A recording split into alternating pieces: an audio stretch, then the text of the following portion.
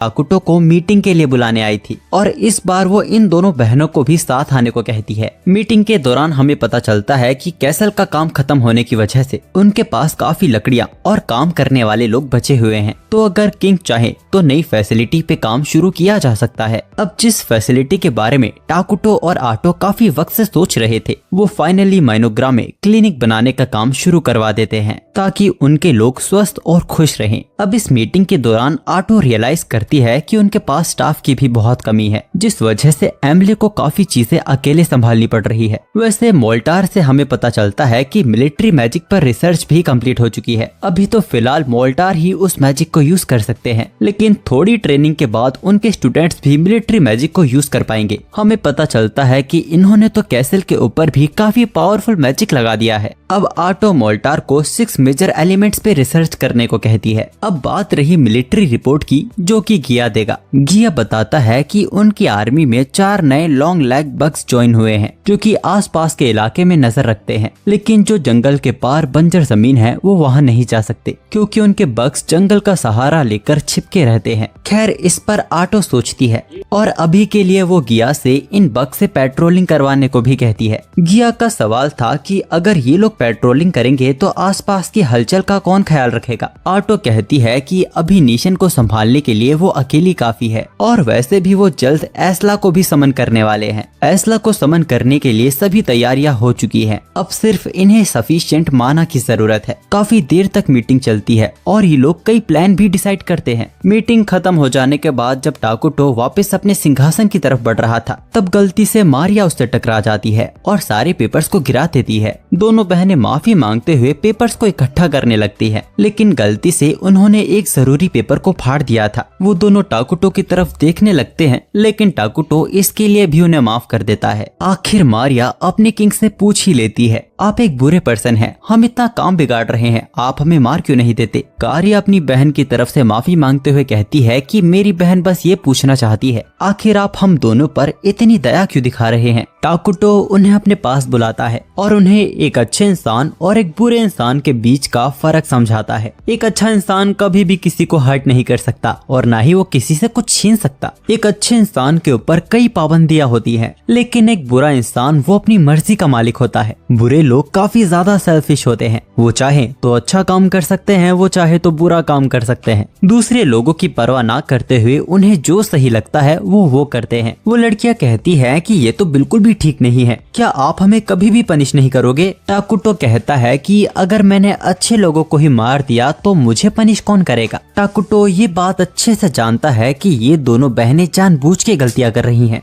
इन लड़कियों का मानना है कि इन्हें मर जाना चाहिए था। टाकुटो पूछता है, क्या तुम्हें मौत से डर लगता है। वो दोनों लड़कियां हाँ कहती हैं। ये दोनों लड़कियां आज तक अपनी माँ की डेथ से अपने आप को माफ नहीं कर पाई हैं, इसीलिए ये दोनों बहनें जानबूझ के गलतियां करती हैं ताकि टाकुटो इन्हें मौत की सजा दे दे। टाकुटो नीचे बैठकर उन दोनों को समझाता है कि वो दोनों बहनें किसी वजह से जिंदा हैं। उनके जीवन के लिए उनकी माँ ने अपना जीवन दिया है। उनकी माँ ने भी मरने से पहले उनसे कहा था हमेशा जिंदा रहना। टाकुटो भी कहता है, देखा तुम्हारी माँ भी चाहती थी कि तुम लोग हमेशा जिंदा रहो, तुम्हारी कोई गलती नहीं है, तुम्हें अपनी माँ पर गर्व होना चाहिए। अब उन्हें भी अपनी गलती का एहसास होने लगा था, लेकिन अपनी माँ की दी ये जिंदगी को वो बिना उद्देश्य के कैसे जिए। टाकुटो उनके सिर पर हाथ रखकर कहता है, ये तुम्हारी जिंदगी है, तुम्हें जैसे जीना है जियो। तुम्हारी माँ तुम्हें देख रही हैं, उनका सैक्रिफाइस पूरा होना चाहिए। टाकुटो उनसे कहता है कि तुम दोनों फ्री हो, तुम जो चाहे वो कर सकती हो, तुम्हें कुछ भी दबाने की जरूरत नहीं है। अब ये सब सुनने के बाद वो दोनों भी अपने आप को रोक नहीं पाती और रोना शुरू कर देती हैं। अब थोड़ी देर बाद आटो वहाँ आती है और वो उन दोनों लड़कियों को टाकुटो के पास होता हुआ देखती है। उनको इतना करीब देख आटो को जलन होने लगी थी। खैर, वो यहाँ टाकुटो को बहुत ही जरूरी बात बताने आई है। वह दोनों एक अलग कमरे में चले जाते हैं। उन्हें एक और सिटी के बारे में पता चला है जिसका नाम फॉरेन गॉन है। ये एक न्यूट्रल नेशन है जहाँ बीस्टमैन और ह्यूमंस एक साथ रहते हैं। इस नेशन पे रूल स्टाफ होल्डर नाम के लोगों के द्वारा किया जा रहा है। टाकुटो सोच रहा था कि आखिर आखिर इन्होंने अपना नेशन इतने कोने में क्यों बनाया है। आटो बताती है कि वहाँ ड्रैगन वेन माइन है। अब टाकुटो सीरियस हो जाता है। ड्रैगन वेन के द्वारा माना प्रोड्यूस किया जा सकता है, जिसकी इन्हें अभी सबसे ज्यादा जरूरत है। आटो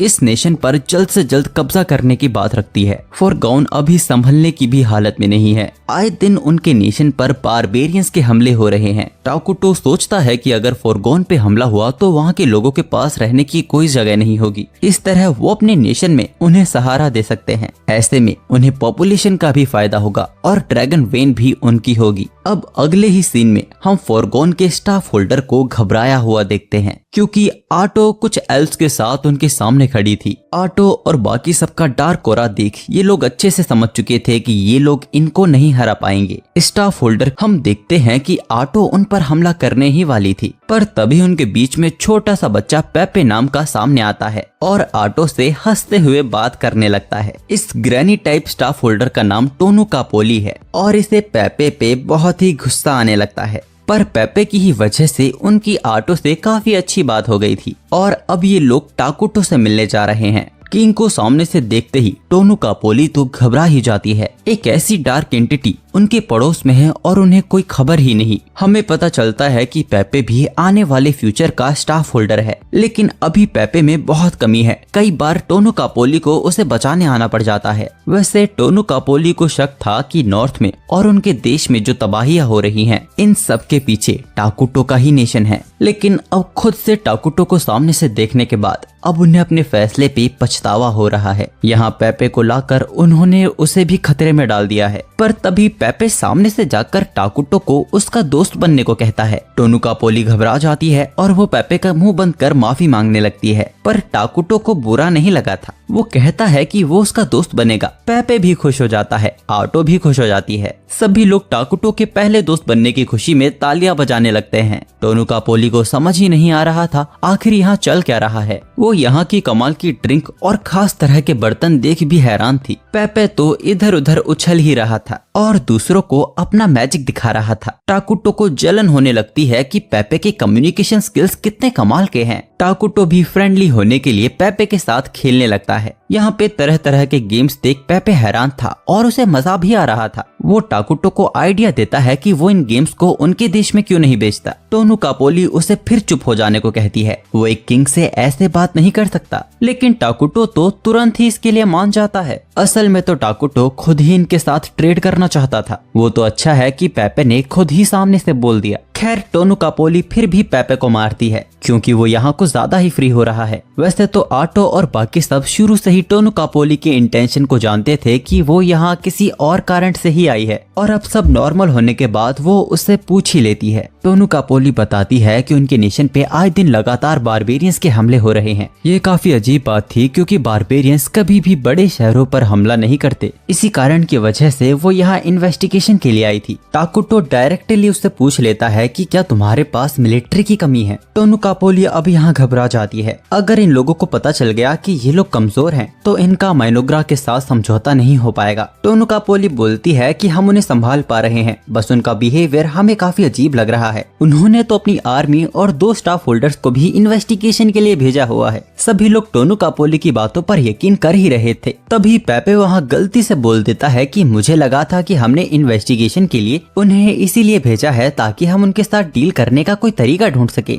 बेचारी टोनू कापोली का सबके सामने वहाँ पोपट हो गया था। खैर आटो बताती है कि उनका इंटेंशन उन्हें नुकसान पहुंचाने का बिल्कुल भी नहीं है। उनका नेशन बुरा जरूर है, लेकिन वो भी शांति प्रिय लोग हैं, और अगर बारबेरियंस की वजह से फोरगॉन तबाह हो गया तो शायद वो अगला हमला माइनोग्रा पर ही कर दे। इसीलिए माइनोग्रा उनकी मदद करना चाहता है। टोनू कापोली भी समझदार थी। वो जानती थी कि इन्हें भी बदले में कुछ चाहिए, और जैसा कि उन्होंने सोचा था ये लोग ड्रैगन वेन ही मांग लेते हैं। लेकिन दोनों नेशन के फायदे में बात हो, इसीलिए आटो कहती है कि उनका भी हक होगा ड्रैगन वेन पे। इन्हें बस ड्रैगन वेन माना बनाने के लिए ही चाहिए। टोनू कापोली पेपे को देखने लगती है। टोनू कापोली बताती है कि पेपे भले ही एक गधा है, लेकिन वो हमारे देश का फ्यूचर है। क्योंकि वो भी एक स्टाफ होल्डर है। इसीलिए वो पेपे पे फैसला छोड़ती है कि आखिर उसे क्या सही लगता है। और जैसा कि शुरू से ही जाहिर था, पेपे इनके साथ दोस्ती करना चाहता है। अब इनके जाने के बाद ये सभी लोग अब अपनी मीटिंग रखते हैं, जहां हमें पता चलता है कि फूड और टॉयज के बदले में माइनोग्राड डेली के सामान,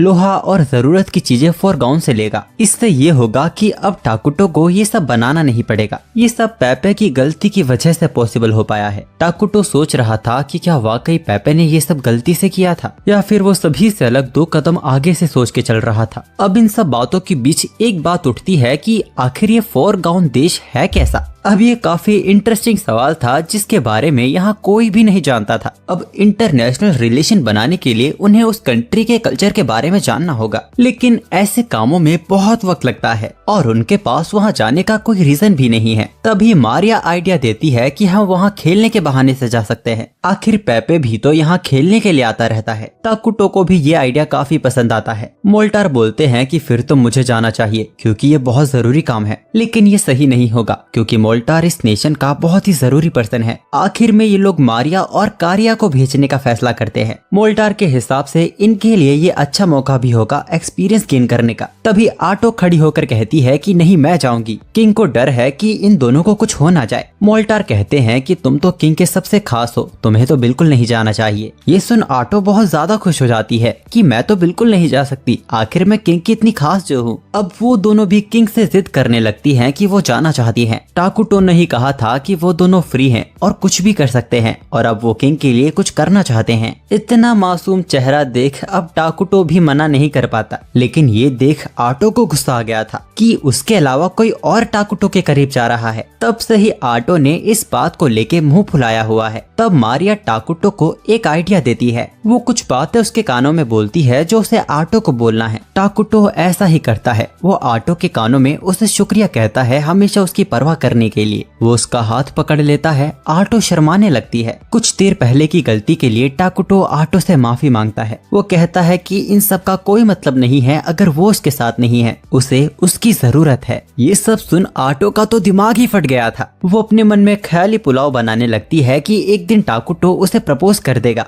जिसके बाद उनकी शादी हो जाएगी और वो अपना जीवन खुशी से बिताएंगे। अब थोड़ी देर बाद टाकुटो सभी को क्लिनिक लेकर आता है और क्लिनिक का भी काम पूरा हो गया है। वैसे वो इन्हें क्लिनिक इसीलिए लेकर आया है क्योंकि यहाँ मारिया और कारिया के बॉडीगार्ड्स हैं जो उनके साथ जाएंगे। ये 3 लोग थे जिन्होंने क्रो मास्क पहना हुआ था। इनको मेडिक्स कहा जाता है जो कि डिजीज और इंजरीज को ठीक करने में एक्सपर्ट होते हैं। साथ ही साथ इनका लड़ने में भी कोई जवाब नहीं। वैसे हमें बताया जाता है कि ये मेडिक्स इंसानों से बहुत ही ऑब्सेस्ड होते हैं। इनकी ख्वाहिश है कि ये लोग इंसान बनना चाहते हैं। टाकुटो इन तीनों को खुश करने के लिए तीनों को इंसानों वाला नाम देता है। अब इसके बाद सीधा सीन फोरगॉन के मेयर पे जाता है जो कि बहुत ही परेशान है क्योंकि ये लोग इनसे बहुत ज्यादा काम करवा रहे हैं। उन्होंने सोचा ही था कि अब उन्हें थोड़ी आजादी मिलेगी, वो एक सुंदर से आदमी के साथ प्यार में पड़ेंगी, उसके साथ बच्चे करेंगी, पर अब इन्होंने माइनोग्रा के साथ दोस्ती कर ली है और अब इनका काम और भी ज्यादा बढ़ गया है। तभी वहाँ एक लेडी उन्हें कुछ बताने आती है। उसको देख वो अपना चेहरा वापस से ठीक कर लेती है। वो लेडी उन्हें बताती है कि कुछ लोग उनके साथ मीटिंग करना चाहते हैं। मेयर उस पर भड़क कर कहती है कि अगर उनके पास अपॉइंटमेंट नहीं है तो उन्हें वापस भेज दो।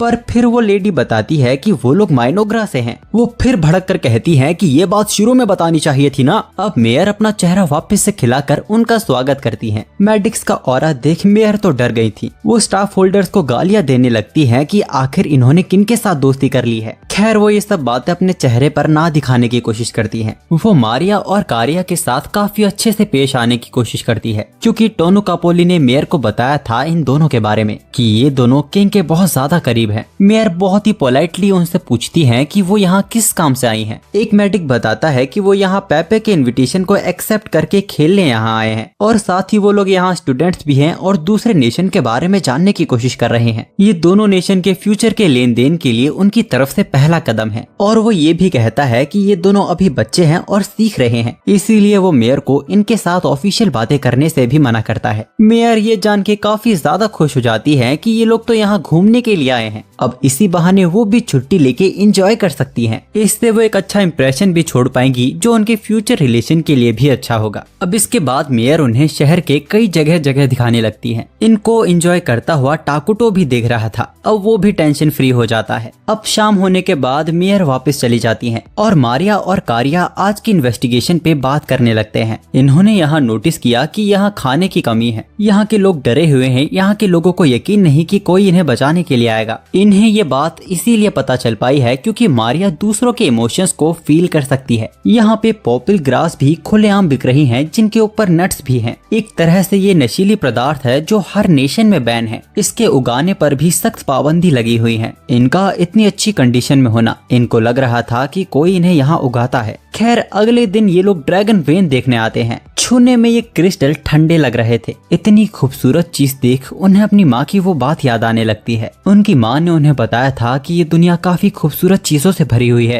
अब इन सब चीजों के बीच अचानक एक आदमी सामने आता है और कहता है कि ऐसी जमीन पर पॉपल ग्रास बहुत अच्छे से उगती है। इस आदमी का नाम वेस्टा है जो कि यहाँ पॉपल ग्रास का बिजनेस करता है। मारिया और कारिया पूछती हैं कि तुम्हें हमसे क्या काम है। उड़ती उड़ती खबर वेस्टा के कानों तक भी पहुंच चुकी है कि इस जमीन पर माइनोग्रा का भी हक होने वाला है, तो वो माइनोग्रा के साथ मिलकर इस जमीन पर पॉपल ग्रास उगाना चाहता है। वो बताता है कि पॉपल ग्रास बहुत ही अच्छे दामों पे बिकते हैं, इससे उन्हें अच्छा मुनाफा होगा और अगर इतना काफी नहीं है तो उसके पास इनके लिए एक और ऑफर है। वो उन्हें एक एड्रेस पे सूरज ढलने के बाद आने को कहता है। वो बताता है कि हम जैसे लोग ही इस चीज को समझ सकते हैं। यहाँ की मेयर अभी तक उतनी फ्लेक्सिबल नहीं हो पाई है। खैर वो कहता है कि वो उनका इंतजार करेगा। अब अगले दिन हमें पता चलता है कि कारिया और मारिया के जाने का वक्त हो गया है। वो मेयर का शुक्रिया करती हैं उनका ख्याल रखने का। वैसे तो वो इतने इम्पोर्टेंट नहीं है, लेकिन अगर कभी भी मेयर को उनकी जरूरत हो वो बता सकती है। मेयर कहती है कि तुम दोनों काफी अच्छी हो, अगर ऐसी बात है तो किंग के सामने बस मेरी अच्छी इमेज रखना। जब उनके बीच ये हंसी मजाक चल ही रहा था तभी वेस्टा वहाँ आ जाता है और इस बार वो कुछ गुंडे अपने साथ लेकर आया था। मेयर गुस्से में चिल्लाकर पूछती है कि तुम्हें अंदर किसने आने दिया। वेस्टा यहाँ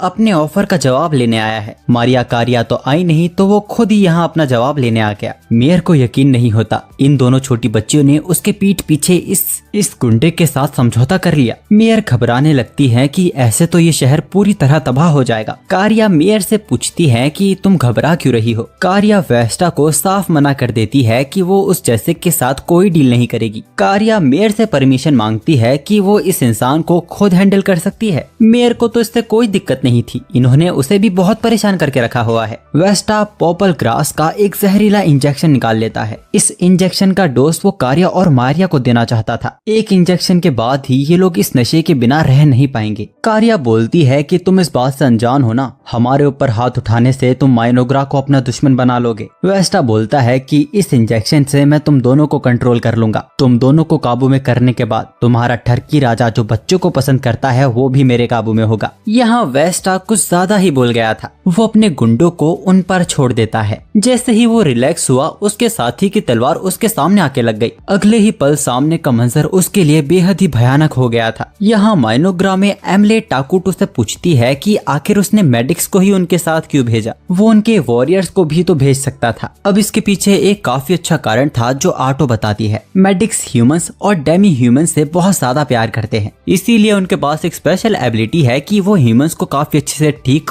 और उन्हें काफी बुरी तरीके से मार सकते हैं। उन्हें इंसानों से इतना ज्यादा प्यार है कि उन्हें इस चीज का गुस्सा है कि वो कभी एक ह्यूमन नहीं बन सकते। हम देखते हैं कि उन मेडिक्स ने तो वेस्टो के साथियों की पूरी खाल ही उधेड़ दी है और अब वो उनकी बॉडी को पहनने की कोशिश कर रहे हैं। ये सब अपनी आंखों के सामने होता देख मेयर तो वहाँ कांप रही थी। और वहीं हम कारिया का एक अलग ही रूप देखते हैं। अपने किंग की इंसल्ट सुनने के बाद उसका पारा एकदम हाई हो गया है। वेस्टा भी अब वहाँ कांपना शुरू कर देता है। कारिया कोई रहम नहीं दिखाती और मेडिक्स को इसे भी मार देने को कहती है, जिसके बाद वो उसकी भी खाल उधेड़ कर पहन लेते हैं और बोलते हैं कि अब हम लग रहे हैं ना एकदम इंसान जैसे। अब कारिया मेयर से माफी मांगती है कमरे को इतना गंदा करने के लिए। वो इसका खर्चा देने के लिए भी तैयार है। वो बोलती है कि अरे तुम इन सब की चिंता मत करो, लेकिन ये सब देखने के बाद उन्होंने अपनी पैंट में ही कर दिया था। ये देख वो मेडिक्स भी करने का सोचते हैं ताकि मेयर को इस चीज की शर्म ना फील हो। ये सुन कारिया 3 तीनों को एक साथ लात मारती है कि तुम तीनों में बिल्कुल दिमाग नहीं है क्या। यह सब ड्रामा देख अब मेयर भी हंसने लगती है। अब अगले ही सीन में हम आटो को टाकुटो को डांटते हुए देखते हैं। आखिर टाकुटो ने इन लड़कियों को इतनी ज्यादा फ्रीडम दे रखी है। टाकुटो ये सब होता हुआ भी देख रहा था, फिर भी उसने उन्हें रोका नहीं। डर के मारे कुछ ना बोल पा रहा टाकुटो आखिर में थोड़ा बोलने की कोशिश करता है। वो इन दोनों पे हार्ड नहीं होना चाहता था। वो नहीं चाहता था कि ये दोनों लड़कियां उसे हेट करने लगे।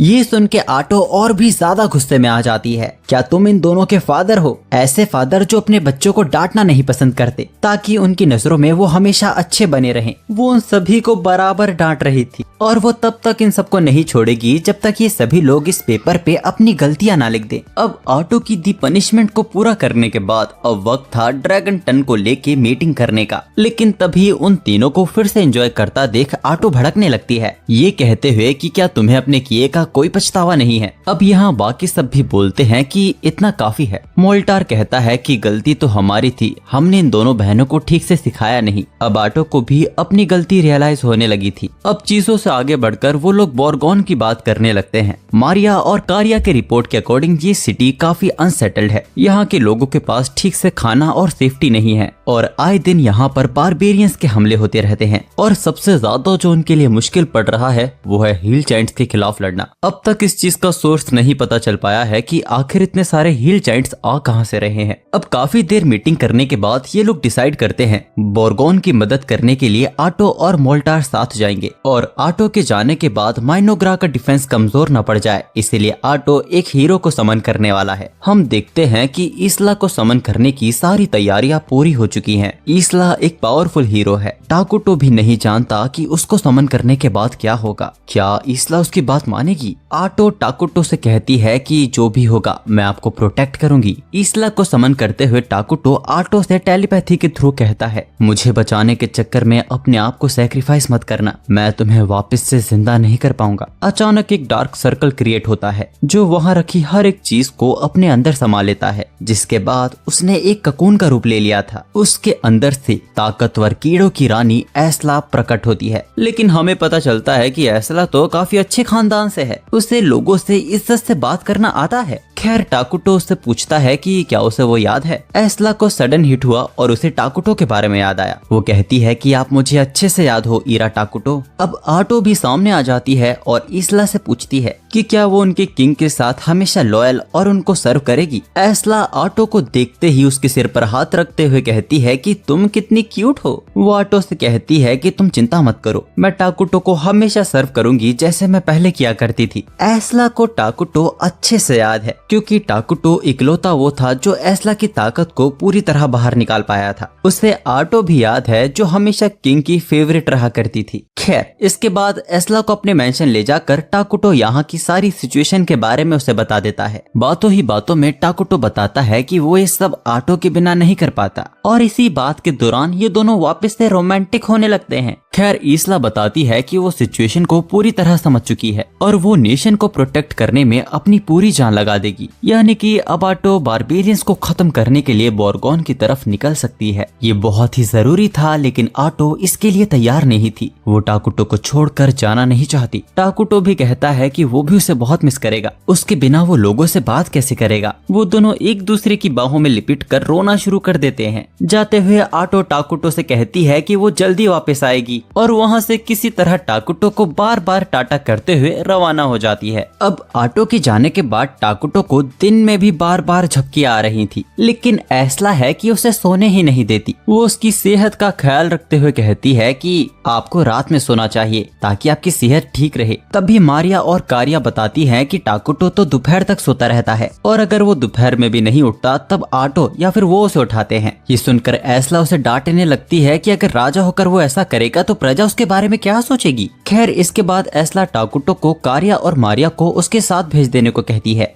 वो अब तक माइनोग्रा के फैसिलिटीज और कई चीजों के बारे में नहीं जानती है, तो वो चाहती है कि मारिया और कारिया उसे पूरा नेशन दिखाएं। टाकुटो भी इसके लिए मान जाता है। अब उनके जाने के बाद एमले रिपोर्ट लेके वहाँ जाती है। टाकुटो थोड़ा नर्वस था क्योंकि वो फर्स्ट टाइम डायरेक्ट किसी से बात कर रहा है। एमले को तो वो किसी तरह मैनेज कर लेता है, पर उसके बाद तुरंत ही गिया भी रिपोर्ट लेकर आ जाता है। वहीं दूसरी तरफ हम कारिया और मारिया को देखते देखते हैं जो एस्ला को पूरा माइनोग्रा दिखा रहे थे। तभी एस्ला एमले को इधर उधर भागते हुए देखती है। वो काफी परेशान दिख रही थी। एमले बताती है कि गिया ने वापस से सारे ट्रेनिंग इक्विपमेंट्स को तोड़ दिया है। ऐसा ही चलता रहा तो पूरे बजट की बैंड बच जाएगी और फिर एमले को और भी ज्यादा काम करना पड़ेगा। एस्ला उसे शांत करती है। उसके तकियों पर एमले को भी अच्छा लगने लगता है। खैर वो कहती है कि वो उसके लिए गिया को डांट लगाएगी।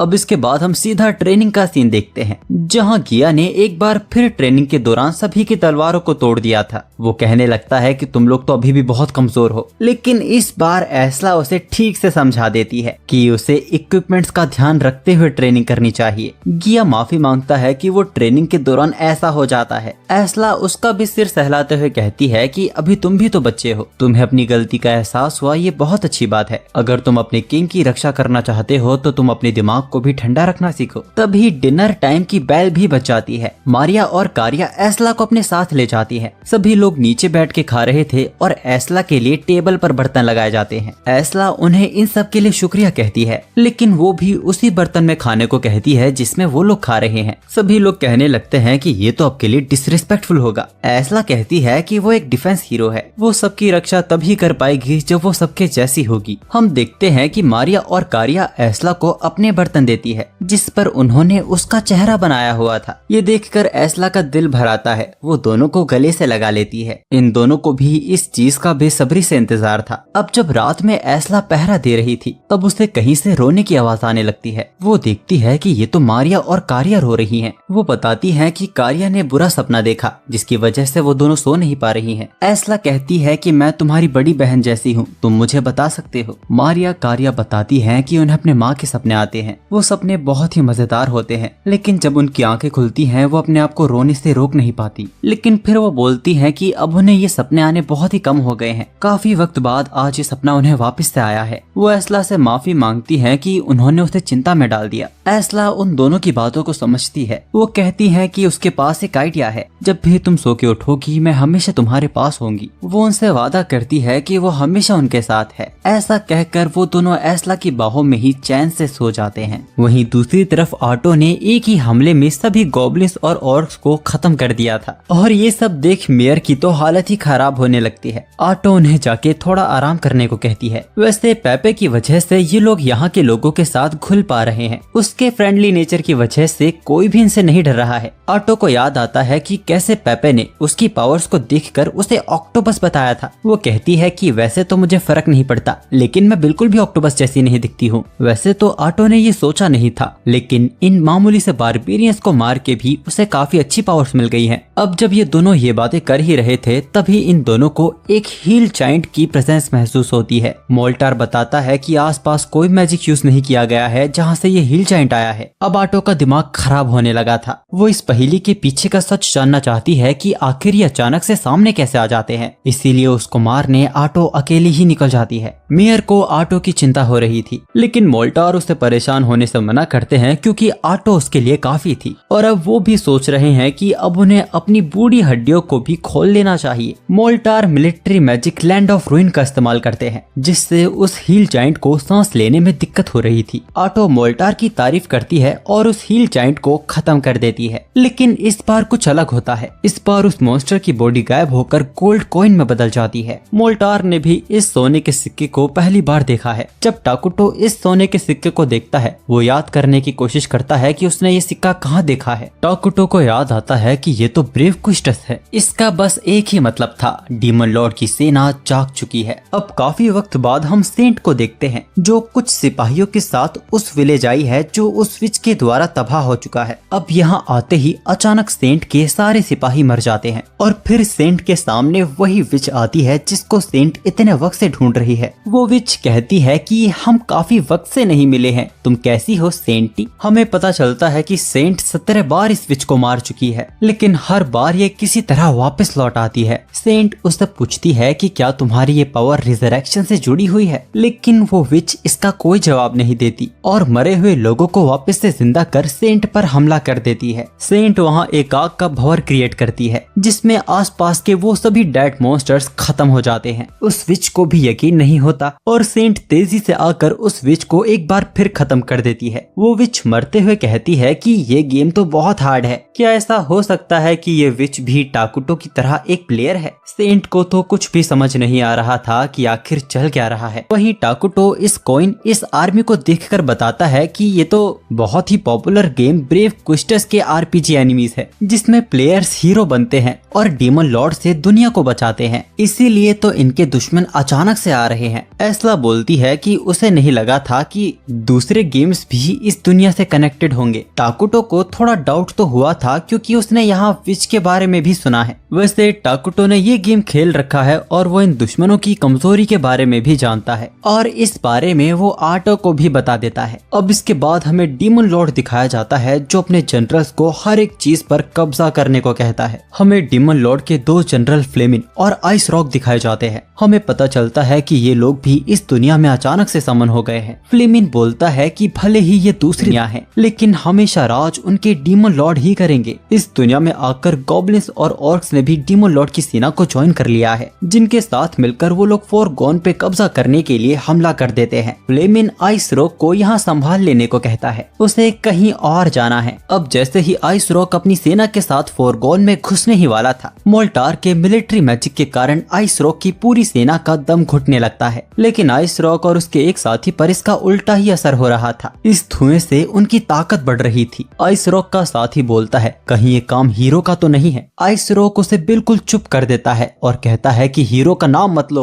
और तभी आटो उसके साथी को मारकर बोलती है, यानी कि तुम वाकई आरपीजी गेम से आए हो। आटो उसे देखते ही पहचान लेती है कि ये 4 जनरल में से एक आइस रॉक है। आइस रॉक पूछता है कि तुम मुझे कैसे जानती हो, आखिर तुम हो कौन? आटो उसे बताती है कि वो 4X strategy game eternal nation से आई है। उसका नाम आटो है और वो अपने लॉर्ड टाकुटो को सर्व करती है। आटो उसे धमकी देते हुए बोलती है कि मैं तुम सबकी मौत का कारण बनने वाली हूँ। वहीं दूसरी तरफ मेयर बहुत ही परेशान थी। दुश्मनों की इतनी बड़ी सेना देख और उनके हमलों का कोई असर नहीं हो रहा था। उसको परेशान होता देख मोल्टार उसे परेशान होने से मना करता है। वो बताता है कि आटो उनके नेशन की सबसे कमाल हीरो है, वो उन सभी को अकेले संभालने की ताकत रखती है। और तभी मेयर वहाँ कई सारे धमाके होते हुए देखती है। हम देखते हैं कि आटो तो एक ही जगह खड़े खड़े डीमन लॉर्ड की आर्मी को तबाह करती जा रही है। ये देख आइस रॉक उस पर हमला करता है। आटो उसके हमले से तेजी से बचकर उल्टा आइस रॉक पर हमला करती है, लेकिन आइस रॉक भी आटो के हमले से करीबी बच गया था। जैसा कि टाकुटो ने आटो को बताया था, ये दुश्मन लॉन्ग रेंज के हमले नहीं कर सकते। इसी चीज का फायदा उठाकर आटो इन पे भारी पड़ रही है। अब आइस रॉक आटो से पूछता है कि आखिर तुम हमारे मकसद के बीच में क्यों आ रही हो? तुम भी तो हमारी तरह एक शैतान हो। तुम्हें तो डीमन लॉर्ड के सामने झुककर उनकी मदद करनी चाहिए पूरी दुनिया पे कब्जा करने में। आटो से ताना मारते हुए कहती है कि तुम्हारी बातों का कोई मतलब नहीं है। एक नेशन को ही संभालने में उसका पूरा दिमाग खराब हो जाता है। उसे हर दिन पहाड़ जितना काम करना पड़ता है और तुम लोगों को पूरी दुनिया पर कब्जा करना है। आइस रॉक को उसकी बातें कुछ समझ नहीं आ रही थी, जिस पर आटो से ताना मारते हुए कहती है कि ओ तुम्हें कैसे समझ आएगा, तुम तो हल्के फुल्के से मिड रेंज के बॉस हो जिसको हीरो न जाने कितनी बार पीट चुका होगा। ये सुन अब आइस रॉक को गुस्सा आ जाता है और वो आटो पर हमला कर देता है, लेकिन उसके मामूली से हमलों को आटो आसानी से ब्लॉक कर पा रही थी। वो बार बार आइस रॉक को ताने मारती रहती है, जिससे गुस्सा होकर अब आइस रॉक अपनी अल्टीमेट स्किल का इस्तेमाल करता है। आटो इस हमले को भी मामूली सा समझ रही थी, लेकिन इसी ओवर कॉन्फिडेंस के चलते आटो ने ध्यान ही नहीं दिया कि उसके दोनों पैर जम चुके हैं। आटो के कंधे से ब्लैक ब्लड निकलने लगता है। वो अपने घुटनों पर आ गई थी। आइस रॉक को लगा कि वो आटो के खिलाफ जीत गया है और तभी गुस्से से भर चुकी आटो आइस रॉक को वहीं खत्म कर देती है। अब आटो गुस्से में उसके कॉइन्स पे उछलने लगती है कि आखिर उसने उस पे हमला कैसे कर दिया। उसे बहुत ही गुस्सा आ रहा था और तभी आटो देखती है कि उसे तो आइस रॉक की अल्टीमेट स्किल मिल चुकी है और जिसके ऊपर भी वो इस स्किल का इस्तेमाल करेगी वो गारंटी उसे जाके लगेगी। आटो ये देख के कहती है कि ये तो चीटिंग है ना, लेकिन अब हर एक गेम का मैकेनिज्म भी तो अलग होता है। खैर इस बात को भूलकर वो टाकुटो को खुशी खुशी बताती है कि उसने एक जनरल को खत्म कर दिया है और तभी आटो महसूस करती है कि माइनोग्रा में तो कोई घुस रहा है। ऐसी ही पावर टाकुटो के पास भी है, जो भी माइनोग्रा में होता है उसे पता चल जाता है। इसी वजह से गिया और मेन आर्मी भी एक्शन में आ चुकी है। कारिया मारिया थोड़ी घबराई हुई थी। एस्ला उन्हें परेशान होने से मना करती है क्योंकि सब कुछ कंट्रोल में है, पर फिर भी ये हमला टाकुटो के लिए अनएक्सपेक्टेड था। एस्ला भी कहती है कि उसने भी नहीं नहीं सोचा था कि ये लोग यहाँ हमला कर देंगे। एस्ला टाकुटो से पूछती है कि अब हमें क्या करना चाहिए, क्योंकि ऐसा हो सकता है कि डीमन लॉर्ड टाकुटो की ही तरह एक प्लेयर हो। टाकुटो कहता है कि अब इससे कोई फर्क नहीं पड़ता,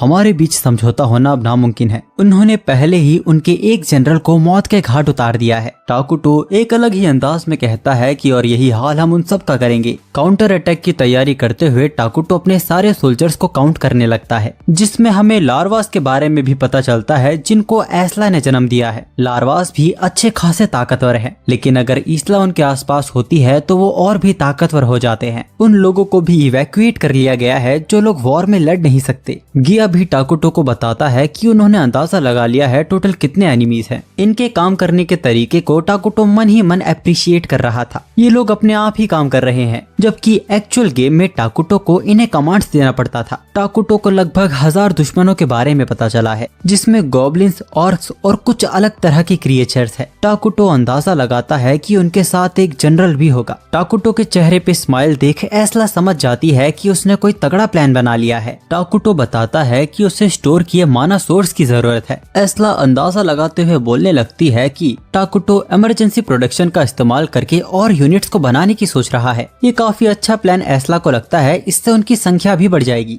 जब ईस्ला ये सब कह ही रही थी तभी टाकुटो माना रिजर्व का इस्तेमाल कर ईस्ला के लेवल को बढ़ाने लगता है। अब वो इतनी ताकतवर हो गई है कि अगर अब उसका सामना किसी जनरल से भी हुआ तो वो उसे अच्छी टक्कर दे पाएगी। एस्ला ऐसी सिचुएशन में टाकुटो ने उस पर भरोसा किया। एस्ला इस चीज को अप्रिशिएट करती है और ये कहकर वहाँ से चली जाती है कि वो उसकी उम्मीदों पे जरूर खड़ी होगी। अब इसके बाद सीधा सीन डीमन लॉर्ड की आर्मी पर जाता है, जो माइनोग्रा के इलाके में घुसे आ रहे हैं। उनमें से 2 सोल्जर्स आपस में बात कर रहे थे। आखिर उन्हें जनरल आइस रॉक से अलग क्यों होना पड़ा? उनमें से एक बोलता है क्योंकि ये अच्छा मौका है उस मिशन को अंजाम देने का जिसकी परमिशन डीमन लॉर्ड ने नहीं दी है। वो आपस में बात करने लगते हैं कि क्या जनरल फ्लेमिन डीमन लॉर्ड को धोखा दे रहे हैं। वो उस दिन को याद करने लगते हैं जब वो लोग इस दुनिया में आए थे। इस दुनिया में वो लोग एक साथ एक ही जगह पे समन हुए थे, लेकिन डीमन लॉर्ड और फ्लेमिन कहीं और ही समन हुए थे। जब वो लोग इस बारे में बात कर ही रहे थे तब उनका एक साथी बड़ी ही बुरी हालत में जंगल से वापस आने लगता है। देखने में ऐसा लग रहा था जैसे कोई चीज उसे अंदर से खा रही है। ये एस्ला के लार्वास थे जो अब उसके शरीर को फाड़ के बाहर आने लगते हैं। वो किसी तरह लार्वास को तो संभाल लेते हैं, पर फिर छिपी हुई एस्ला पेड़ के अंदर से बाहर आती है और उसने इन सब को पल भर में खत्म कर दिया था। इनको खाते हुए एस्ला बोलती है कि ये लोग बिल्कुल भी न्यूट्रिशियस नहीं है। वो फ्लेमिन से बात कर रही थी जो छिपके ये सब देख रहा है। तो फ्लेमिन भी बाहर आ जाता है और कहता है कि तुम मेरे मरे गए साथियों के बारे में ऐसा कैसे कह सकती हो। अपने बारे में बताने के बाद इसला फ्लेमिन को कहती है अपने बारे में बताने को। फ्लेमिन बताता है कि वो 4 जनरल में से एक है और डीमन लॉर्ड को सर्व करता है। ये सुनकर एस्ला एक्साइटेड सी हो जाती है कि हाँ वाकई यहाँ एक जनरल भी है। उसे लगा भी था इतनी बड़ी सेना के साथ कोई लीडर भी होगा, जैसे फॉरगॉन में आइस रॉक था। ये सुनकर फ्लेमिन समझ जाता है कि आइस रॉक हार चुका है, पर उसे इससे कोई भी फर्क नहीं पड़ता क्योंकि वो ये बात पहले से ही जानता था। आइस रॉक एक गधा था जो उन 4 जनरल्स में से सबसे कमजोर था। फ्लेमिन बताता है कि वो आइस रॉक से 2 गुना ज्यादा ताकतवर है। उसकी बात सुनकर एस्ला कहती है कि तुम तो बहुत घमंडी हो। वो कहता है कि तुम्हें मारना मेरे लिए चुटकियों का खेल है। तुम्हें यहाँ मारने के बाद मैं तुम्हारे राजा को भी घुटनों पर ले आऊंगा। टाकुटो की बेइज्जती ने एस्ला को गुस्सा दिला दिया था। फ्लेमिन भी अपनी आग की लपटों के साथ लड़ने के लिए तैयार हो जाता है। उनकी लड़ाई होते हुए टाकुटो भी देख रहा था। टाकुटो जानता है कि इसला फ्लेमिन को हरा देगी, लेकिन इसमें थोड़ा टाइम लग जाएगा। इसला के लार्वास उनकी लड़ाई के बीच में नहीं आ रहे हैं। वो भी विलेज की पेट्रोलिंग और जो भी घुसपैठी हैं उन्हें हरा रहे हैं। गिया भी बॉर्डर पर रक्षा कर रहा है और एमले उन लोगों की सेफ्टी का ध्यान रख रही है जो लड़ नहीं सकते। सब कुछ ठीक चल रहा था, लेकिन टाकुटो को न जाने ऐसा लग रहा था जैसे कुछ तो गड़बड़ है। यहाँ इनकी लड़ाई काफी इंटेंस होने लगी थी। फ्लेमिन ने एक्सपेक्ट नहीं किया था कि इस दुनिया में उसे इतने ताकतवर योद्धा से लड़ने का मौका मिल जाएगा। अब तभी सारे लार्वास फ्लेमिन को खाने के लिए उस पर कूद पड़ते हैं। अपनी फ्लेम बॉडी का यूज कर फ्लेमिन उन सभी को जला देता है। अब इसला को देखकर फ्लेमिन भी कई सोल्जर्स को समन कर लेता है। इसला को ये बात पसंद नहीं आती कि वो अपने सोल्जर्स को बिना कुछ गवाए समन कर सकता है। खैर इससे अलग इसला उससे एक सवाल करना चाहती थी। फ्लेमिन गुस्से में उस पे हमला करते हुए कहता है, हम यहाँ एक दूसरे को खत्म करने की कोशिश कर रहे हैं और तुम सवाल पूछोगी। इसला कहती है कि मुझे भी ये सब पसंद नहीं है, लेकिन हमारे राजा जानना चाहते हैं कि आखिर तुम हम पे हमला क्यों कर रहे हो। अब इसला अपनी टेल को जमीन में धसा कर कई सारे लार्वास को छोड़ देती है, जिससे सभी गॉब्लिन्स और ऑर्क्स वहीं फट जाते हैं। ये हमला उस तक पहुंचने से पहले ही फ्लेमिन इसे तबाह कर देता है। अब इसला फ्लेमिन की स्ट्रेटजी का मजाक उड़ाती है कि वो कितना बड़ा बेवकूफ है, उन पर हमला करने के लिए वो अपनी आर्मी से अलग होकर यहाँ आ गया। फ्लेमिन उस पर हंसने लगता है और बोलता है कि क्या तुम्हें नहीं पता, क्या तुम्हारे राजा ने तुमसे ये बात छुपाई हुई है? मुझे तो तुम पे दया आ रही है। एस्ला जानती थी कि वो उसे बस भड़काने की कोशिश कर रहा है। वो ये साफ साफ बोल देती है कि उसके ये फालतू के शब्द उसकी लॉयल्टी को हिला नहीं पाएंगे। चिढ़ते हुए फ्लेमिन कहता है कि मैं ये बात पहले से ही जानता हूँ, तुम मुझे ये बताओ कि तुम अपने बारे में क्या सोचती हो। एस्ला उसके क्वेश्चन को समझ नहीं पाती। वो पूछती है कि क्या तुम्हें अपने आप को लेके कोई डाउट हो रहा है। फ्लेमिन गुस्से में हमला करते हुए बोलता है कि बस मेरे सवालों का जवाब दो। वो बोलती है कि वो माइनोग्रा की हीरो है और टाकुटो की लॉयल सर्वेंट है। फ्लेमिन कहता है कि यही बात तो मुझे तुम्हारी पसंद नहीं है। तुम अपने आप को सर्वेंट कह रही हो और तुम्हारे अंदर इतना आत्मविश्वास और घमंड भरा हुआ है। अब जाके फ्लेमिन को समझ आया कि उसे किस चीज पे गुस्सा आ रहा है। माइनोग्रा के लोग फ्री हैं, वो अपनी मर्जी से टाकुटो को सर्व करते हैं। वो एस्ला से पूछता है कि कैसा महसूस होता है अपनी मर्जी से किसी के लिए सर्व करना। एस्ला बोलती है कि टाकुटो को सर्व करके उसे बहुत ही खुशी मिलती है। अब एस्ला उससे पूछती है कि उसे कैसा लगता है दूसरों के इशारों पर नाचकर। गुस्से में भर चुका फ्लेमिन बोलता है कि ये बहुत ही घटिया लगता है। फ्लेमिन अपना अल्टीमेट अटैक एस्ला पे करता है। एस्ला उड़ते हुए उस हमले से बचने की कोशिश करती है, लेकिन वो हमला उसे लग ही जाता है। फ्लेमिन खुश हो ही रहा था, फिर तभी वो देखता है एस्ला ने तो अपने आप को किसी तरह के ककून में बदल लिया है। एस्ला उसकी ताकत को मॉक करते हुए बोलती है कि क्या तुम इसी ताकत के साथ अपनी आजादी पाओगे। इससे गुस्सा होकर फ्लेमिन अब कई सारे हमले एक साथ करने लगता है। उसके हमलों से बचते हुए एस्ला उसके करीब आती जा रही थी। लगातार हमला करने की वजह से अब फ्लेमिन का एमपी ही खत्म हो जाता है, जिस कारण अब वो अपनी पावर का इस्तेमाल ही नहीं कर पा रहा था। इस मौके का फायदा उठाकर इसला फ्लेमिन को घायल कर देती है और अब एक आखिरी हमला करते हुए इसला फ्लेमिन को एक संदेश देती है जो टाकुटो ने उनके डीमन लॉर्ड के लिए भेजा है। तुम लोगों ने हमें कुछ ज्यादा ही हल्के में ले लिया। अपने अंत को करीब देखकर फ्लेमिन अपनी और डीमन लॉर्ड की उस कन्वर्सेशन को याद करता है। डीमन लॉर्ड किसी से बात कर रहे थे कि अगर वो इस दुनिया पे कब्जा कर उसे सौंप देंगे तो उन्हें शांति और आजादी मिल जाएगी। अब अपने अंत को सामने देखते हुए फ्लेमिन सोचता है शायद मैं अंत तक बस एक कठपुतली ही था, पर अगर ऐसी ही बात है तो मैं अंत तक अपना रोल निभाऊंगा। इसी मुस्कुराहट के साथ फ्लेमिन के टुकड़े हो जाते हैं। एस्ला ने सक्सेसफुली फ्लेमिन को हरा दिया था। एस्ला का काम देख टाकुटो भी उसकी तारीफ करता है, पर उनकी बातों के बीच अचानक उनका कम्युनिकेशन टूट जाता है। वहाँ टाकुटो के पास भी प्लेट और ग्लास गिर गया था जो कारिया और मारिया ने पकड़ा हुआ था। अचानक एस्ला कारिया और मारिया को अपने सामने देखती है। उन दोनों को भी नहीं पता कि वो अचानक से यहाँ कैसे आ गई हैं। एस्ला सभी लार्वास को इन दोनों को प्रोटेक्ट करने को कहती है। हम फ्लेमिन की बॉडी को देखते हैं जो मुस्कुरा रहा था। कारिया और मारिया के अचानक गायब हो जाने के बाद टाकुटो इसला और उन दोनों बहनों से कांटेक्ट करने की कोशिश करता है, लेकिन उनका कम्युनिकेशन किसी वजह से कमजोर होता जा रहा था।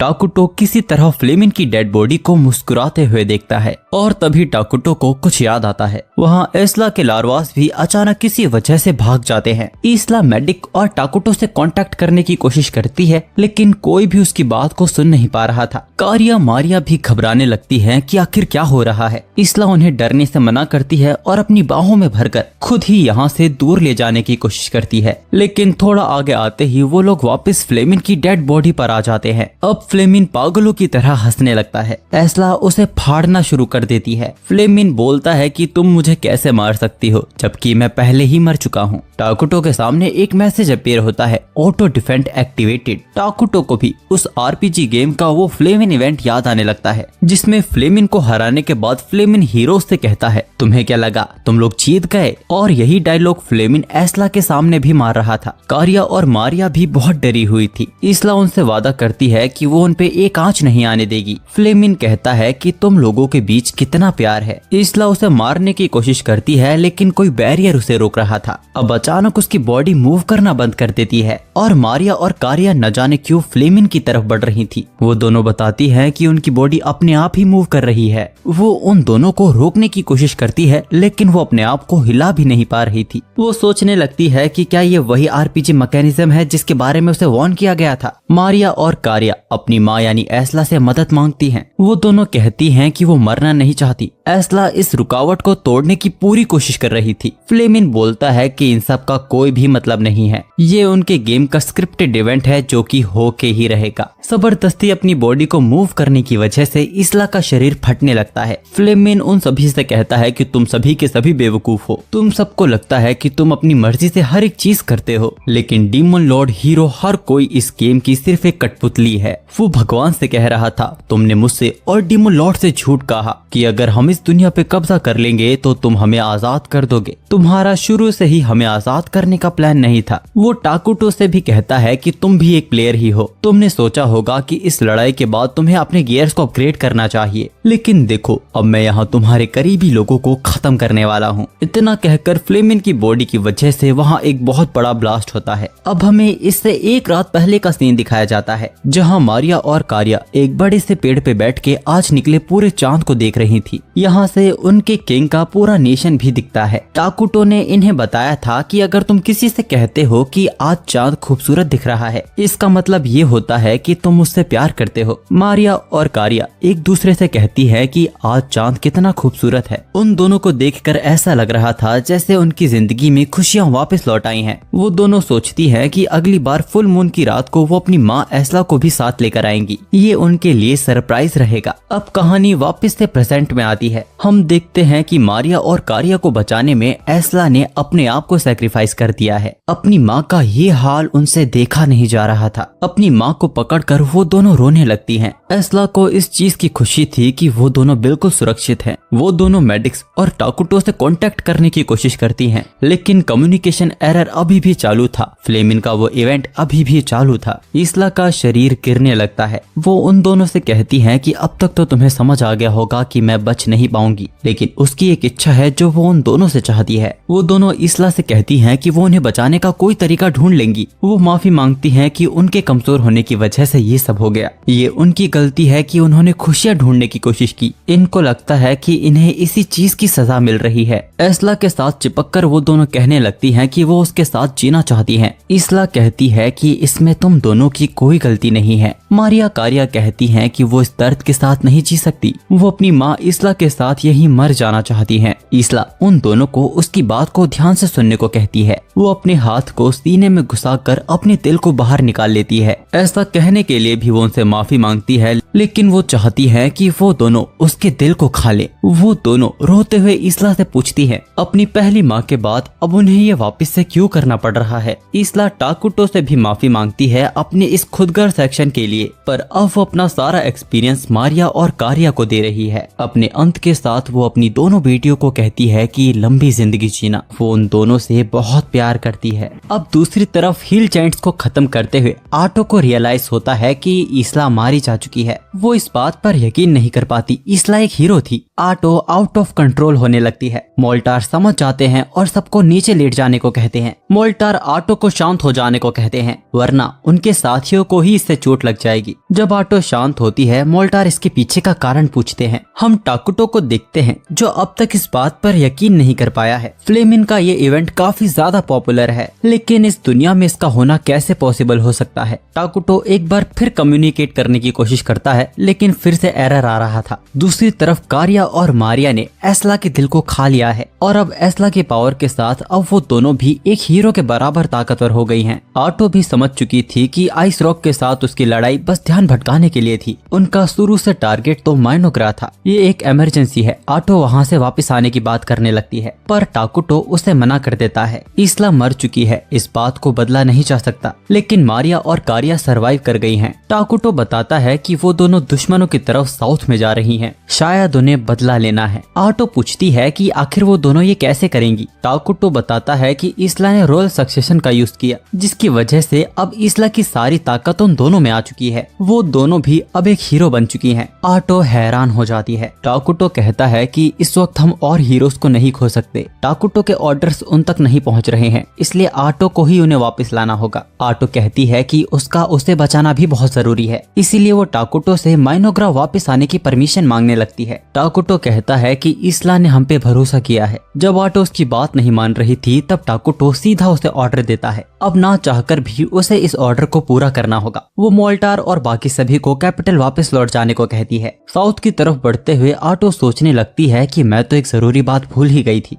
टाकुटो इटर्नल नेशन का ग्रेटेस्ट प्लेयर था, उसे उस पे भरोसा करना होगा। दूसरी तरफ हम कारिया को देखते हैं, जो एक डीमन लॉर्ड के जनरल तक पहुंच चुकी है। विंड डीमन जनरल कारिया को एक मामूली सी लड़की समझ रही थी। वो अपनी कठपुतलियों को कारिया को मार देने को कहती है। कारिया बहुत ही दुखी दुखी बातें करने लगती है। आखिर इतनी घिनौनी चीजें हमारे साथ ही क्यों होती हैं? ये दुनिया हमसे नफरत क्यों करती है? दूसरी तरफ मारिया भी एक जनरल तक पहुंच चुकी थी। वो एक पागलों की तरह हंस रही थी, नाच रही थी। वो बोलती है कि ये दुनिया हमसे नफरत करती है। उसका ये हंसमुख चेहरा बहुत ही डरावना लग रहा था। वहाँ दूसरी तरफ कारिया के कारण विंड डीमन के सारे साथी गलने लगते हैं। कारिया कहती है कि हम जिसके भी करीब जाते हैं वो खत्म हो जाता है। ये दुनिया मुझसे बहुत ही ज्यादा नफरत करती है। विंड डीमन भी डर जाती है। वो कर्स ब्लैक विंड से कारिया पर हमला करती है, पर लेकिन अब कारिया एक हीरो है, जिस वजह से कर्स का उस पर कोई असर नहीं होता। जिसके बाद विंड डीमन भी गल के पूरी तरह खत्म हो जाती है। अर्थ जनरल के भी हमले मारिया के ऊपर काम नहीं कर रहे थे। अब अचानक ही उसकी मशीन और उसके मेज भी काम करना बंद कर देते हैं। मारिया अर्थ जनरल से पूछती है कि क्या वो प्यार में विश्वास करता है, क्योंकि प्यार वाकई होता है। अर्थ जनरल को कुछ समझ नहीं आ रहा था कि आखिर क्या हो रहा है। मारिया कहती है कि ये दुनिया हमसे बहुत नफरत करती है। अब मारिया दूर से ही अर्थ जनरल के सारे सिपाहियों को खा जाती है। उसने अर्थ जनरल की मशीन को भी खा लिया था। उसे मारिया से बहुत ही डर लगने लगता है। वो डीमन लॉर्ड से उसे बचाने की विनती करने लगता है, लेकिन मारिया उसे भी खा जाती है और अब दोनों बहनें डीमन लॉर्ड की तरफ बढ़ रही हैं। डीमन लॉर्ड ने कभी नहीं सोचा था कि दो छोटी सी लड़कियां उस तक पहुंच जाएंगी, लेकिन उसे इससे कोई फर्क नहीं पड़ता। वो इस दुनिया को तबाह करके गॉड को दे देगा, जिसके बाद उसे उसकी आजादी हासिल हो जाएगी। लड़ाई को शुरू करने से पहले डीमन लॉर्ड उन दोनों से पूछता है कि क्या वो भगवान में बिलीव करते हैं। मारिया कारिया बोलती हैं कि भगवान जैसा कुछ नहीं होता। अपने डार्क बैरियर को लगाते हुए डीमन लॉर्ड कहता है, पता नहीं कैसे तुमने मेरे जनरल्स को तो मार दिया, लेकिन मुझ पे तुम एक खरोच भी नहीं ला पाओगे। लेकिन मारिया कारिया की हीरो पावर्स की वजह से उसका बैरियर तुरंत ही गायब हो जाता है। डीमन लॉर्ड इस बात को अच्छे से जानता था कि ऐसा सिर्फ हीरो ही कर सकता है, और उसे प्रॉमिस किया गया था कि इस दुनिया में कोई हीरो नहीं है। उन दोनों को अपनी तरफ ऐसे बढ़ता आता देख डीमन लॉर्ड समझ जाता है ये दोनों बात करने के बिल्कुल मूड में नहीं है। डीमन लॉर्ड जिस हीरो को जानता था वो भी ऐसे ही चुपचाप रहने वालों में से था। खैर उसे समझ आ गया है और वो शुरू में ही अपने ट्रू फॉर्म में आ जाता है। उसकी अंतरात्मा कह रही है कि उसे इन दोनों को बिल्कुल भी हल्के में नहीं लेना चाहिए, जिसके बाद वो उन दोनों पे कई सारे ब्लेड्स का हमला करने लगता है। मारिया अपनी हीरो पावर का इस्तेमाल करती है, जिससे डीमन लॉर्ड की स्वॉर्ड्स हमला करना ही भूल जाती हैं। कारिया डीमन लॉर्ड के नीचे की जमीन को पिघला देती है, जिस वजह से डीमन लॉर्ड वहीं फंसा रह जाता है। वो डीमन लॉर्ड के हथियारों को ही उठाकर उसकी तरफ बढ़ने लगती है। डीमन लॉर्ड कर्स मैजिक का इस्तेमाल करता है, पर हीरो होने की वजह से उन दोनों पर इसका भी कोई असर नहीं होता। अब दोनों बहनें मिलकर डीमन लॉर्ड की बद से बदतर हालत करने लगती हैं। डीमन लॉर्ड कहता है कि मैं कैसे हार सकता हूँ, इस बार भगवान मेरी तरफ है। मुझे भगवान के साथ किए एग्रीमेंट को पूरा करना होगा ताकि वो अपनी आजादी और खुशियों को पा सके। मारिया कारिया कहने लगती है कि ऐसी कोई चीज नहीं होती, तुम्हें कोई बचाने नहीं आने वाला। उनका कहना था कि उन्हें किसी चीज पे विश्वास नहीं करना चाहिए। वो विश्वास करते हैं इसीलिए सब कुछ खो देते हैं, लेकिन डीमन लॉर्ड को यकीन था कि गॉड उसे बचाएंगे और उसके इसी विश्वास की वजह से उसकी चोटें वापस से ठीक होने लगती हैं। डीमन लॉर्ड खुश होने लगता है और उन दोनों पे वापस हमला करने के लिए भी तैयार था, पर तभी अचानक एक लड़का डीमन लॉर्ड के 2 टुकड़े कर देता है। इस लड़के ने तो स्कूल यूनिफॉर्म पहनी हुई है। मारिया कारिया पूछती हैं कि तुम कौन हो और हमारे काम में तुमने दखल अंदाजी क्यों की। उसका कहना था कि उसे लगा कि वो दोनों खतरे में हैं, इसीलिए वो यहाँ उन्हें बचाने आया था। लेकिन अब मारिया कारिया को बहुत ही गुस्सा आ गया है। वो लड़का माफी मांगने लगता है कि ये बस एक एक्सीडेंट था। ऐसे क्यूट से चेहरे पे गुस्सा अच्छा नहीं लगता है, लेकिन उसकी ये चिकनी चुपड़ी बातें उन्हें शांत नहीं कर पाएंगी। वो लड़का उन्हें वार्न करता है कि इस ताकत के साथ वो उसे नहीं हरा पाएंगी, लेकिन इसने उनके बदले को बर्बाद कर दिया है, जिस वजह से ये दोनों बहनें ही उसे यूं ऐसे जाने नहीं देंगी। तो वो लड़का भी लड़ने के लिए तैयार हो जाता है। उनके बीच लड़ाई शुरू होने ही वाली थी कि तभी आटो वहाँ आ जाती है और आइस रॉक से मिली स्किल का इस्तेमाल करके वो मारिया कारिया को वहीं जमा देती है। अब क्योंकि उन्होंने अपने गोल को अचीव कर लिया है, आटो अब उन्हें वापस चलने को कहती है, लेकिन वो दोनों मना कर देती हैं। इस लड़के ने उनके बदले में इंटरफेयर किया है। आटो ने एक बार फिर समझाती है कि ये टाकुटो के ऑर्डर्स है। कारिया कहती है कि हम तुम्हें भी अपने रास्ते में नहीं आने देंगे आटो।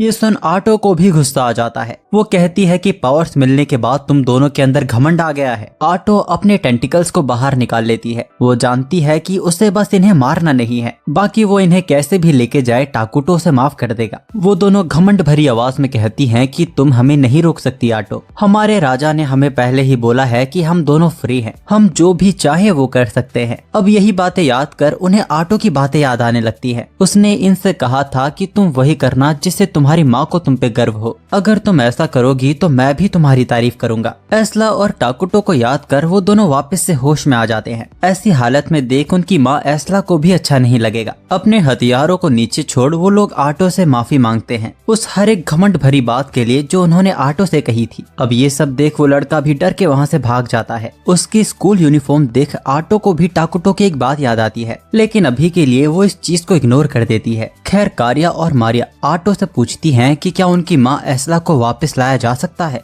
आटो उन्हें बताती है कि अब एस्ला पूरी तरह मर चुकी है। अब ये बात सुन वो दोनों बहनें वहीं जोर जोर से रोने लगती हैं। वहीं दूसरी तरफ टाकुटो को भी पता चल चुका है कि ये कारिया मारिया मिल चुकी है। टाकुटो को अब तक लग रहा था कि इटर्नल नेशन के मैकेनिज्म इस दुनिया में काम करते हैं। उसने सोचा था कि ये चीट सिर्फ उसके लिए ही है, पर आज आरपीजी दुश्मनों का सामना करने के बाद उसकी सोच पूरी तरह बदल चुकी है और उसे यकीन है कि और भी जॉनरा के गेम्स के लोगों से उनका सामना होगा। अब हम वापस से उसी लड़के को देखते हैं जो कि गॉड पे भड़क रहा था। गॉड ने बताया था कि 2 इनोसेंट लड़कियां खतरे में हैं, उसे जाके उन्हें बचाना है। तभी एक लड़की उसके सामने आती है जो कि उसकी एक स्लेव है। डीमन लॉर्ड के साथ की लड़ाई में उसे कोई चोट नहीं आई क्योंकि गॉड की पावर्स ने उसे बचा लिया था। और वो ये भी बताती है कि गॉड ने उसके लिए एक संदेश भी भेजा है। संदेश ये था कि वो इसके लिए उससे माफी मांग रहे हैं। अब ये सुन उसे और भी गुस्सा आने लगता है। एक तो अचानक से गॉड ने उसे उसकी दुनिया से इस दुनिया में ट्रांसफर कर दिया और हमेशा की तरह ये लेन देन ट्रक कून की वजह से ही हुआ है। खैर उसे इस बात की खुशी है कि इस दुनिया में उसकी मुलाकात इस लड़की से हुई। जब वो ये बात कह ही रहा था तब अचानक उसके पीछे एक और गा जाता है। पलक झपकते ही उसने उसके टुकड़े कर दिए थे। देख के ही पता चल रहा था कि गॉड ने इसे ओवर पावर बनाया है। अब इस लड़की के साथ जाते हुए वो कहने लगता है कि लगता है हमें इस पूरी दुनिया को बचाना होगा। अब दूसरी तरफ हमें उसी विच और सेंट की 19वीं लड़ाई दिखाई जाती है। सेंट ने हर एक तरीका आजमा लिया है इस विच को मारने का, लेकिन हर बार किसी तरह ये विच वापस लौट आती है। सेंट को इसके रहस्य को जानना होगा, तभी जाके वो इस विच को पूरी तरह खत्म कर सकती है। अब वो विच मन में बोलती है कि अगर मैं जल्दी नहीं जीती तो मेरा दिमाग खराब हो जाएगा, जिसके बाद वो आज वापस से डाइस रोल करने की बात करने लगती है। हम देखते हैं कि कहीं डाइस रोल होता है और उस पे 100 नंबर आता है और हम देखते हैं कि इस बार सेंट विच के सामने हार गई है। ये देख विच को भी यकीन नहीं होता। वो पागलों की तरह खुश होने लगती है। वो ऊपर की तरफ देखते हुए कहती है, मास्टर आप देख रहे हो ना, अब मैं सबसे ताकतवर बन गई हूँ। मास्टर मेरी तारीफ करो। उसके मास्टर बताते हैं कि गॉड की तरफ से एक रिक्वेस्ट आई है। ये रिक्वेस्ट माइनोग्रा को लेके थी, जिसके बाद विच इस नए काम के लिए निकल पड़ती है। वहीं दूसरी तरफ टाकुटो अभी भी डिप्रेस बैठा हुआ था। गिया उससे बात करने के लिए आता है क्योंकि टेलीपैथी से उनकी बात नहीं हो पा रही है। टाकुटो गिया को उसे अकेले छोड़ देने को कहता है। ये सुन गिया डर जाता है और वहाँ से चला जाता है। एस्ला को खोने के बाद टाकुटो गुस्सैल हो गया है। उसने मारिया और कारिया का विश्वास भी खो दिया है। यही सब सोच टाकुटो एक घूंसा फ्लोर पे मारता है, जिससे फ्लोर में ही छेद हो गया था और टाकुटो नीचे गिर जाता है। टाकुटो को अपनी ताकत पर विश्वास ही नहीं होता। वो इस बार एक विशाल पेड़ पे ट्राई करता है और वो पेड़ पूरी तरह उखड़ जाता है। अब तक उसे अपनी ताकत का अंदाजा ही नहीं हुआ था। वो एक प्लेयर नहीं है जो गेम के बाहर से इसे कंट्रोल कर रहा है, वो अब इस गेम का हिस्सा है। अगर टाकुटो को इस बात का एहसास पहले हो जाता तो शायद उसे एस्ला को खोना नहीं पड़ता। अब इसके बाद सीधा सीन माइनोग्रा की इमरजेंसी मीटिंग पे जाता है, जहां आटो मारिया और कारिया को भी वापस ले आई है, पर टाकुटो इन्हें हर एक चीज के लिए माफ कर देता है। ये सुन आटो कहती है कि लेकिन इन दोनों ने नेशन का रूल तोड़ा है, लेकिन इसकी बजाय टाकुटो ही उन सभी से माफी मांगने लगता है। उसकी ही लापरवाही की वजह से इस्ला मारी गई। उसके ही घमंड ने माइनोग्रा को इस इमरजेंसी में ला दिया है। सभी लोग कांपने लगते हैं। वो लोग टाकुटो को ऐसा करने से मना कर रहे थे। अब अचानक ही टाकुटो उन सभी से वादा कर देता है कि वो इस्ला को वापस लेकर आएगा। ये सुन कारिया मारिया एकदम हैरान हो जाती हैं। आटो समझ गई थी कि टाकुटो क्या करने की सोच रहा है। वो बोलती है कि इस सिचुएशन में हमारा ऐसा करना बिल्कुल भी सही नहीं होगा।